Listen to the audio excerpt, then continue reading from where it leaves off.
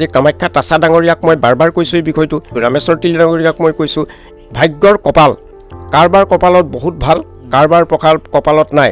কোনোবাই সোণৰ চামুচ লৈ আছে আৰু কাৰোবাৰ সোণৰ চামুচ নাই, ষ্টীলৰ চামুচে তেওঁৰ হাতত আছে।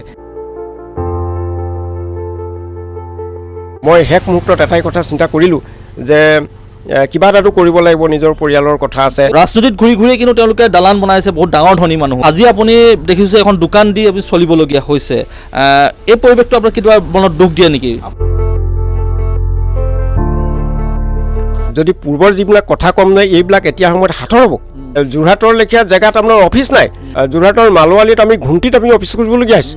আপোনাৰ ভাৰতীয় জনতা পাৰ্টিৰ যদি আপুনি টেবুল পাতিব, AGPৰ বা কংগ্ৰেছৰ যদি টেবুল থাকিব, চাই দিলে কিজানি মই মানুহজন কিজানি বিজেপি হৈ যাব, গতিকে টেবুলখনলৈ নাহে। ভাবুকিৰ সন্মুখীন হৈছিলে 100%। মই মাৰ খাইছোঁ, আপুনি কি কথা কয়, মই মাৰ খাইছোঁ। এইটো আমাৰ গধূলি হোৱাৰ লগে লগে গোটেই মানুহ নিজান হৈ যায়। ভাৰতীয় জনতা পাৰ্টি বুলি ক'লে মানুহ ভয় কৰে, কিন্তু মই অকলে গাড়ী এখন বগা গাড়ী এখন লৈ মই অকলে ঘূৰি ফুৰোঁ। পাৰ্টি ডুবিবলৈ সময় নালাগে আৰু ওপৰলৈ যাবলৈ সময় নালাগে।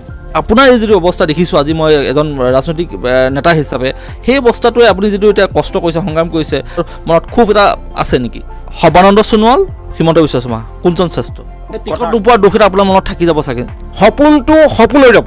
দলৰ আৰু নীতি আদৰ্শৰ কথা আপুনি চিন্তা কৰিব, সেই সপোন কিন্তু আপুনি আঁতৰাই পেলাব লাগিব। আজি যে আপোনালোকক মই কথাখিনি কৈ আছোঁ, মই মনৰ যিখিনি ক্ষোভ আছে, এই ক্ষোভখিনি মই কৈ আছোঁ। আচলতে আপোনাতকৈ পিছত অহা মানুহে কিন্তু বহুত সুবিধা আদায় কৰি লৈ গুচি গ'ল, কিন্তু আপোনাতকৈ পিছত বিজেপিত জইন কৰা মানুহ। বিধায়ক ৰূপজ্যোতি কুৰ্মীয়ে আপোনাক কিমান গুৰুত্ব প্ৰদান কৰে বা গুৰুত্ব প্ৰদান কৰে নে?